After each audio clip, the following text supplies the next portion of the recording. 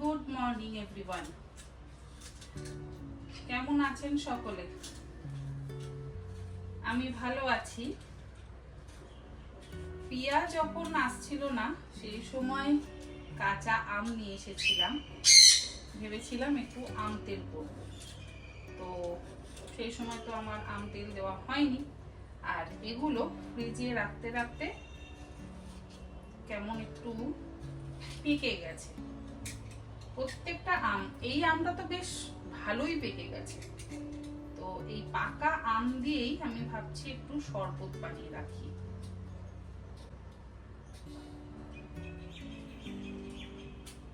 টক মিষ্টি শরবত হবে, ভালো লাগবে খেতে। সবসময় যে আমাদের কাঁচা আম দিয়ে আম পানা বানাতে হবে তা তো নয়। যদি পেকেই যায় কি করা যাবে, ফ্রিজে রাখতে রাখতেই পেকে গেছে। আর উনি ওদিক থেকে আওয়াজ দিচ্ছেন, মানে আমার আওয়াজ পেতেই ওনার আওয়াজ শুরু। এখন এত দুষ্টু হয়েছে, চোখের নিমেষে খাঁচার গেট খুলে ফেলে, চোখের নিমেষে, মানে পেছন ঘুরতে না ঘুরতেই সে কিন্তু গেট খুলে ফেলে।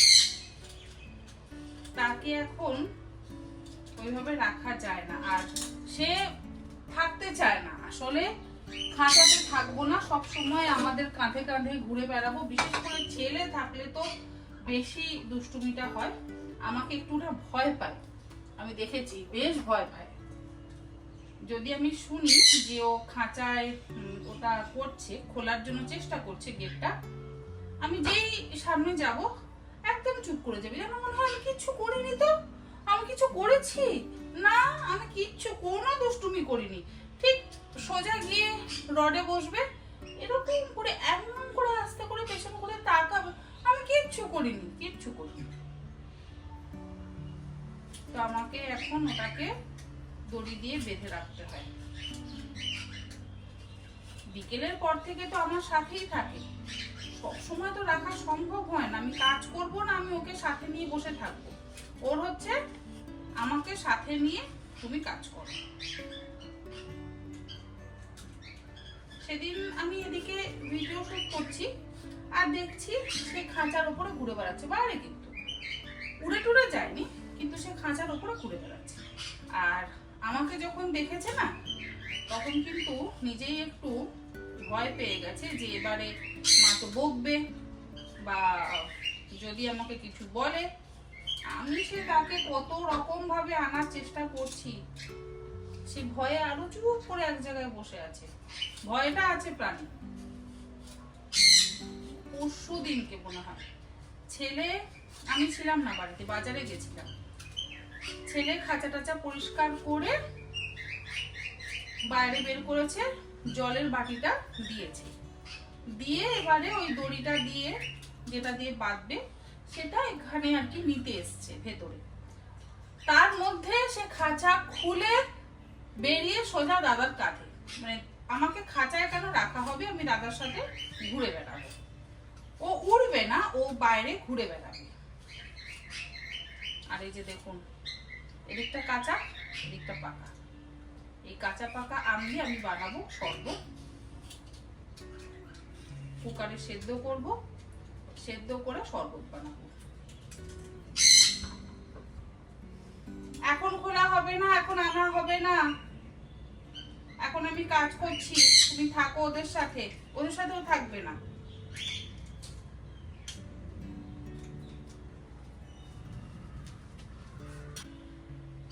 কাঁচা আমটা খোসা সমেত দিলাম। ফ্রুটি বানায় কিন্তু কাঁচা পাকা আম দিয়ে। লবণ একটু দিয়ে দিলাম এর মধ্যে। কালকের ব্লগে আমার বলা হয়নি যে আমার এই গ্যাস হবসটা কোন কোম্পানির। এটা কিন্তু ক্যাফ কোম্পানির, ভালো, খুব ভালো। আর গ্লেনেরও হব ভীষণ ভালো। আজকে রাঁধুনি আর গোলমরিচ আদা বাটা দিয়ে মাংস বানাবো। একজন জানতেও চেয়েছিলেন, আবারও রেসিপিটা শেয়ার করতে বলেছিলেন, তো ভাবলাম যে মাটন তো আছে, তাহলে সেটাই বানানো যাক। আর এমনিতেও ছেলে এখন একদম পেঁয়াজ রসুন দিয়ে মাটন খেতে চায় না, ও ও সব সময় বলে মা তুমি ওই পাতলা মাংসের ঝোলটা করবে, রাঁধুনি, গোলমরিচ, আদা আর কাঁচা লঙ্কা। আমি কতটা কি নিয়েছি আমি দেখিয়ে দিচ্ছি।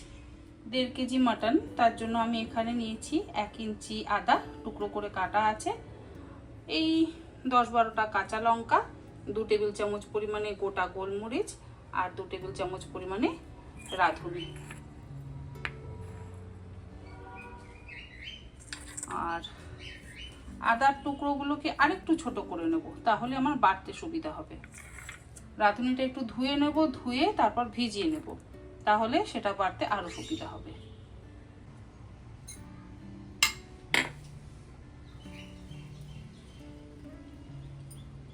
একটু যদি বেশি করে না দেওয়া হয় তাহলে ঝোলটা একদমই পাতলা হয়, তো ঝোলটা যাতে একটু ঘন হয়, একটু পাতলা কম হয়, সেই জন্য আমি রাঁধুনির পরিমাণটা একটু বেশি ব্যবহার করি।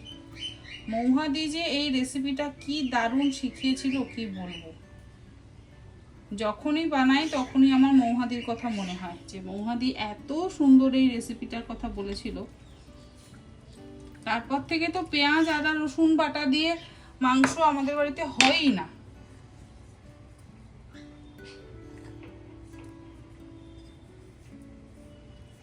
আর আমার এই কিচেন স্ল্যাবটার কথা অনেকেই জানতে চান বারবার। এটা কিন্তু কোয়ার্জ, আমি গ্রানাইট ইউজ করিনি, হোয়াইট কোয়ার্জ ইউজ করেছি। আমি ভীষণ স্যাটিসফাইড কোয়ার্জ ইউজ করে। যদি কোনো সময় হলুদের দাগ হয়, আপনারা দেখেছেন, আমি তখন হারপিক দিয়ে সেটাকে পরিষ্কার করে নিই। আমার এই নোড়াটা আমার মায়ের, মানে মায়ের সংসার জীবনের প্রথম দিকে কেনা এই নোড়াটা, আর এই শিলটা আমার লখনৌ থেকে কেনা। লখনৌ থেকে যে নোড়াটা পেয়েছিলাম শিলের সাথে, সেটা কেমন যেন একটু ছিল, ওই যে এরকম উঁচু মতন, ওটাতে আমি বাটতে পারতাম না, ওইটা মাঠ থেকে নিয়ে এসেছিলাম।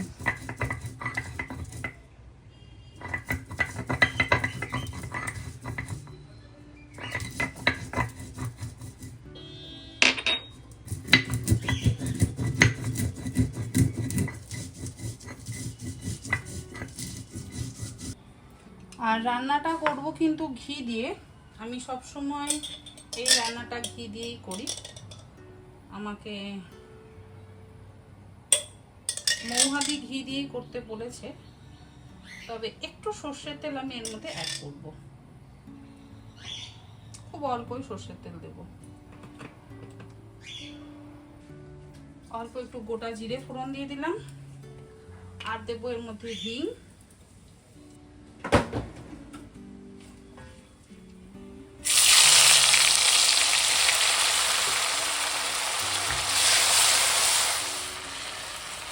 টমেটোটা একটু নরম হয়ে গেলে আমি মশলাটা দিয়ে দেব।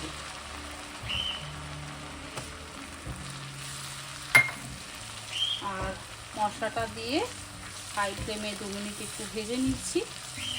ভাজা হয়ে গেলে তারপরে মাংসটা দিয়ে কষিয়ে নেব। খুব সিম্পল রান্না, খুব সিম্পল রান্না, আর স্বাদও হয় অত্যন্ত ভালো, অত্যন্ত ভালো। অ্যাকচুয়ালি রাঁধুনি, গোলমরিচ আর আদা, এই 3টে উপকরণ যখনই একসাথে বাটা হয় না, ভীষণ ভালো গন্ধ আসে। হলুদ গুঁড়োটাও এখনই দিয়ে দিচ্ছি।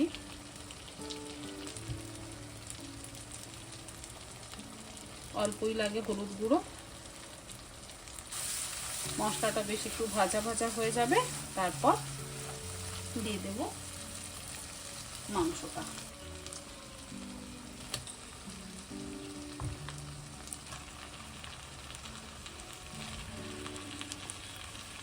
এবারে হাই ফ্লেমে খুব ভালোভাবে কষিয়ে নেব।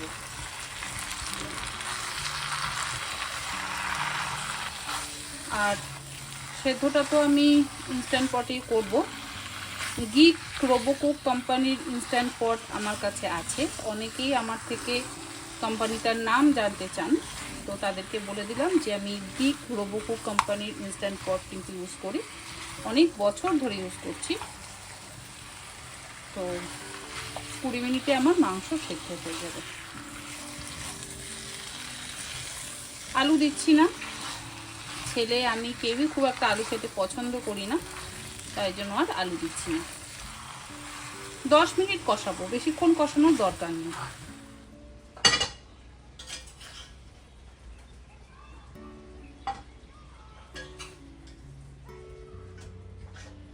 ইনস্ট্যান্ট পটে যেহেতু করছি তাই আমাদের জল খুব অল্প দিতে হবে। বেশি ঝোল কিন্তু ভালো লাগে না, এমনিতেই পাতলা, তারপর যদি বেশি জল জলে হয়ে যায় তাহলে ভালো লাগবে না। 2টো আলু দিয়ে দিলাম অর্ধেক টুকরো করে। আর এই যে আমগুলোকে আলাদা করে নিয়েছি। আমের যে জলটা আছে তার মধ্যে একটু চিনি দিয়ে চিনি সিরাপ করে নেব।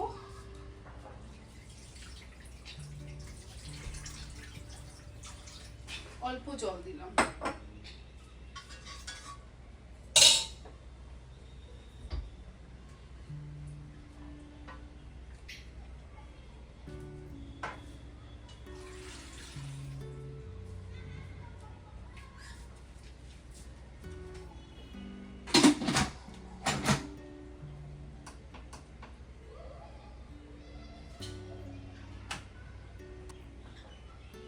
ব্যাস এবার ওটা হোক। আমি চিনি শিরাটা বসিয়ে দিই এর মধ্যে, আর আমটাকেও ব্লেন্ড করব, মানে হাত দিয়ে একটু চটকে নেব, নিয়ে ছেঁকে নেব।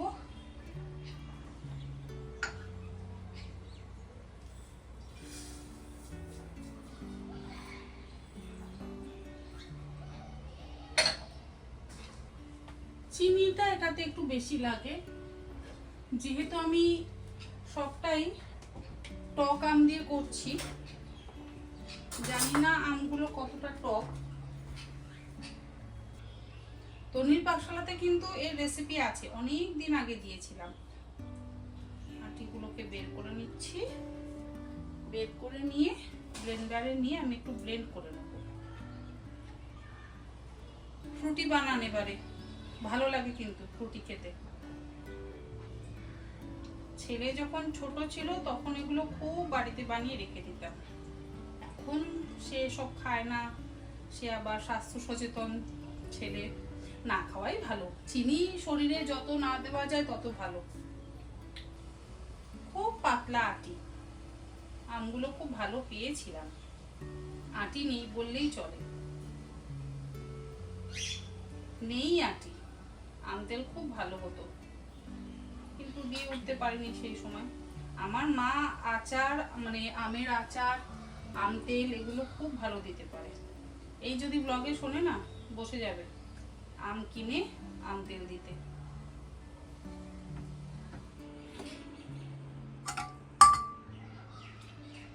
সুগার সিরাপটা হয়ে গেছে, এবারে আমি ব্লেন্ডিং জারের মধ্যে এই ম্যাঙ্গো পাল্পটা দিয়ে দিচ্ছি, দিয়ে ভালো করে ব্লেন্ড করব।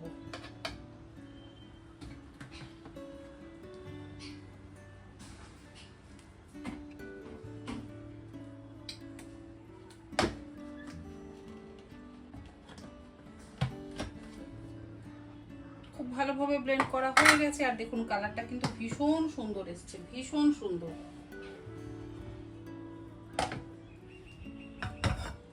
ঠান্ডা হয়ে গেছে।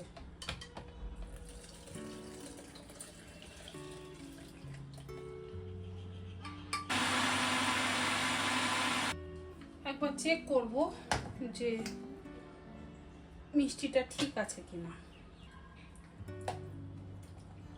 না, আর একটু চিনি লাগবে, বড় টক। ওরে বাবা,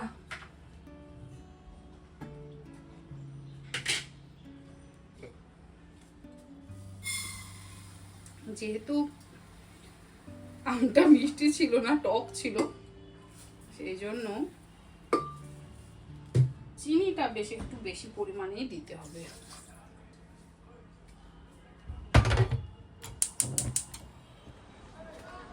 বসিয়ে দিয়ে একটু চলে গেছিলাম, আর দেখুন আমার কি কাণ্ড হলো, মানে ক্যারামেল হয়ে গেল। এবার এটা দিয়ে আমি কি করব? এই ক্যারামেলটা দিয়ে চিনিটা এতটাই পুড়ে গেল, আমি বসিয়ে দিয়ে চলে গেছিলাম। একটু এডিটিং এর কাজ করতে চলে গেছি, মন দিয়ে ফেলেছি ওখানে, আর ভেবেছি সিমে বসিয়ে দিয়েছি, বাট সিমে তো বসাইনি। মিষ্টি দই বানাতে হবে, তা না হলে আমাকে পুডিং বানাতে হবে। মিষ্টি দই বানিয়ে নেব, গদাই বাবু দই খেতে খুব ভালোবাসে, তা ভাবছি মিষ্টি দই বানিয়ে নেব পুরো একদম। জানি না এখন তেতো হয়েছে কিনা, তেতো হলে তো আর বানানো যাবে না। দই বানাবোই ভাবছিলাম, তো হয়ে যখন গেল তাহলে আমাকে মিষ্টি দই বানাতে হবে। এসে দেখলাম চিনি একদম পুরো জ্বলে গেছে, জল দিয়ে দিলাম সাথে সাথে, আর জল দেওয়াতে লিকুইডটা হয়ে গেল। এতে কি হবে, দইটা ভালো পাতা হবে, বা কাস্টার্ডটাও বা পুডিংটা, ক্যারামেল পুডিং যেটা, সেটা ভালো হবে। তবে দইটা বানিয়ে নেব। কেমন কালারটা হয়েছে, কালারটা ভীষণ সুন্দর হয়েছে।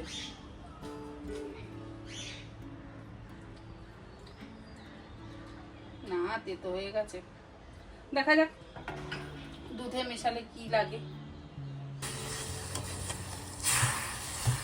সুগার সিরাপটা আবারও বানাতে বসিয়ে দিলাম, আর এই যে আমার আগের চিনিটা ক্যারামেল হয়ে গেছে।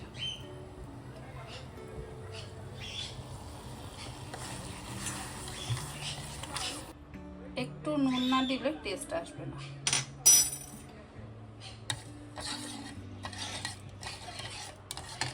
ঠান্ডা হয়ে গেলে মিশিয়ে নেব। সুগার সিরাপটা ঠান্ডা হয়ে গেছে, ঠান্ডা হয়ে গেলে এবারে আমি এটাকে ঢেলে দেব। একজন ওখানে চুপচাপ বসে আছে যে কখন আসবে।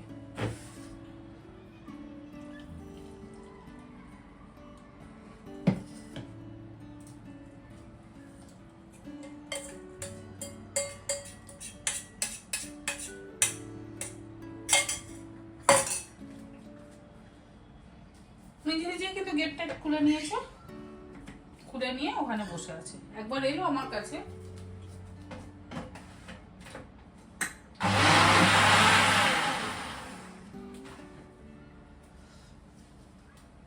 আশা করি এবারে মিষ্টিটা ঠিক হবে।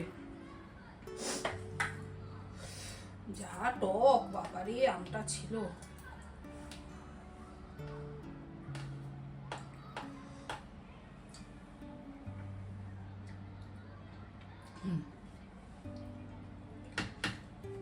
এবারে মিষ্টিটা ঠিক আছে, তবে এর মধ্যে একটু আইস কিউব দেব। এই যে এতগুলো আইস কিউব দিলাম, দিয়ে এটাকে আরো একবার ব্লেন্ড করে নেব।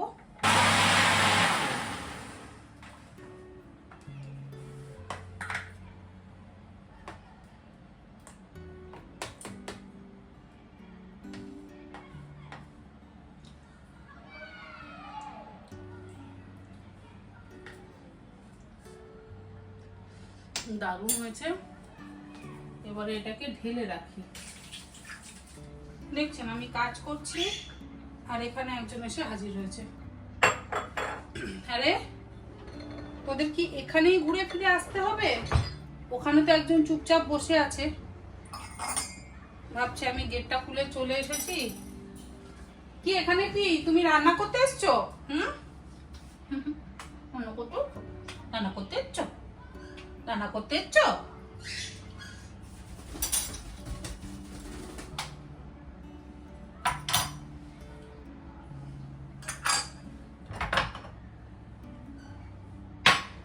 মনে হয় তাদেরও ফ্রুটি খেতে ইচ্ছে হয়েছে। বোতলগুলোতে ঢেলে রাখি। ব্যাস আমাদের ঠান্ডা ঠান্ডা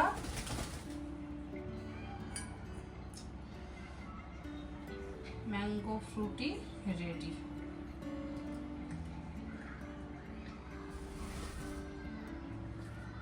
কি হলো? আমি কাজ করব না তোমাদের নিয়ে ঢং করব?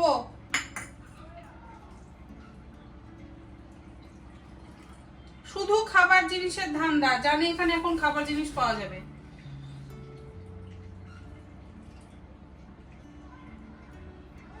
এগুলো তোমার খাবার জিনিস নয়। আরে তুই ওপরে ওঠ।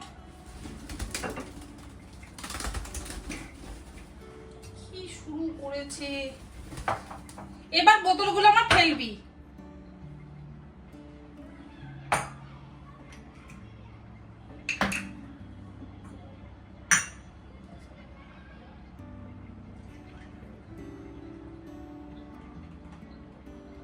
বাচ্চাদের জন্য 3 বোতল একদম সুন্দর ফ্রুটি রেডি।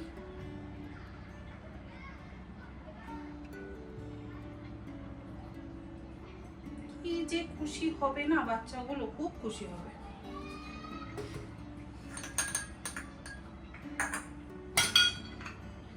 ছোট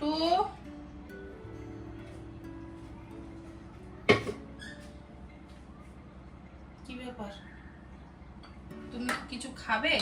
তুমি তো ধান্দায় এসছো। নাও নাও।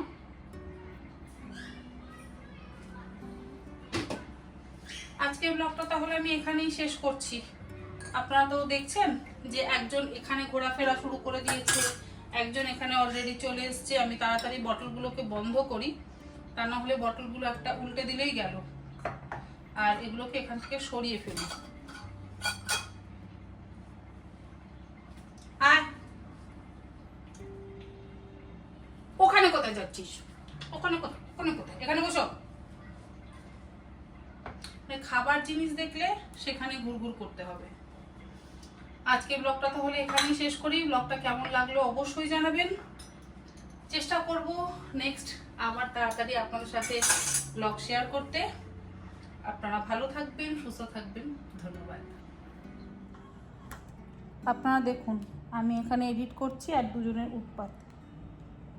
এই পলাটা এনার খুব পছন্দ, মনে হচ্ছে আজকে আমার পলা থেকে সব সোনা উঠে যাবেই যাবে, তাই তো? তুই কি করছিস আমার জামার বোতামটা? চটকে দেবো না, মানে সমানে এসে ল্যাপটপের ওপরে উপদ্রব। কোনো মানে কাজ আমি শান্তি মতো করতে পারবো না। শুনছে, দেখেছেন? যেন হচ্ছে সব বুঝছে। আর এর অবস্থা দেখুন। এটা এটা এটা খাবার জিনিস নয়, এটা খাবার জিনিস নয়। এটা কি খাবার জিনিস? মারামারি করছিস, লড়াই করছিস আমার সাথে?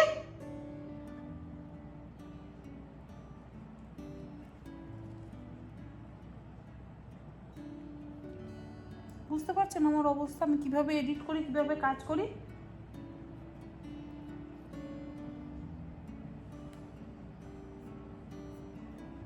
কোনো কাজ করতে পারবো না।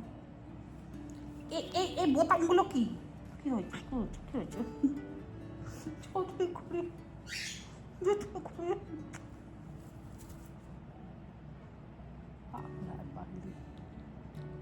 চশমা, হাতের চুড়ি পরবি? চুড়ি পরবি? গলায় পরিয়ে দেবো? আয় আয় পরিয়ে দিই, আয়। হামি দে, হামি দে, ভালো করে হামি দে, সবাই শুনুক, হামি দে।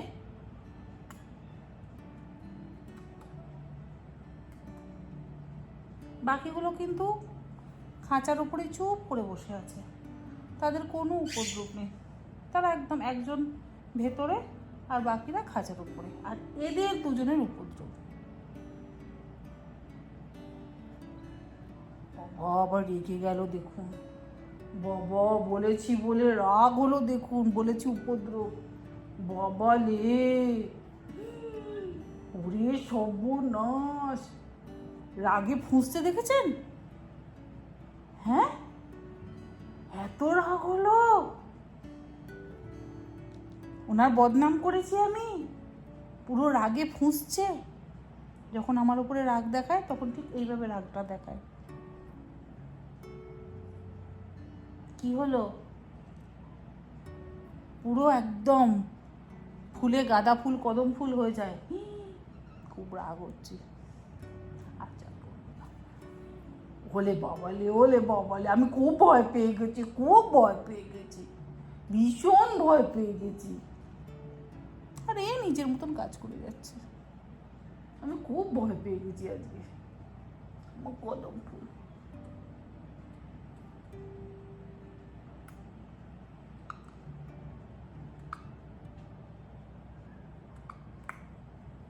আওয়াজ করে করে হাবি দিচ্ছি।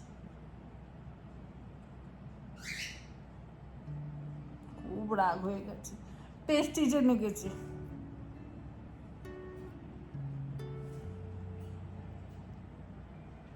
আচ্ছা বলবো না, শোনা মা।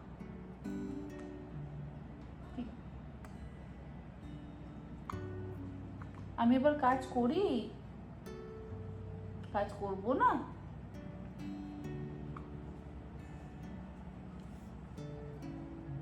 এই হয় আমার সন্ধে থেকে সব কিছু,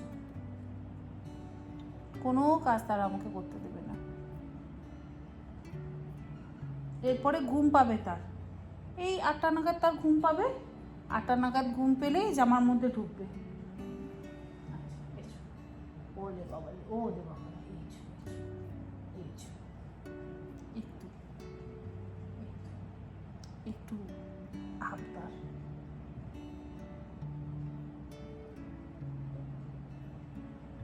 আচ্ছা আচ্ছা আচ্ছা আচ্ছা,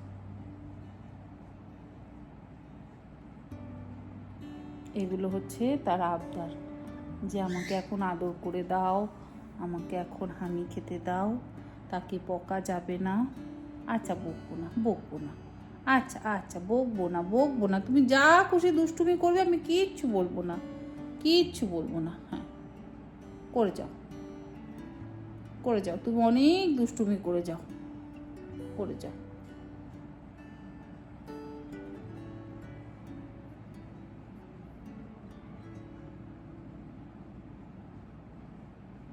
ব্লগটা আমি শেষ করেও করতে পারছি না। এবারে সবাইকে গুড নাইট বলো, বলো গুড নাইট, বলো গুড নাইট, বলো। বলে বাবালে,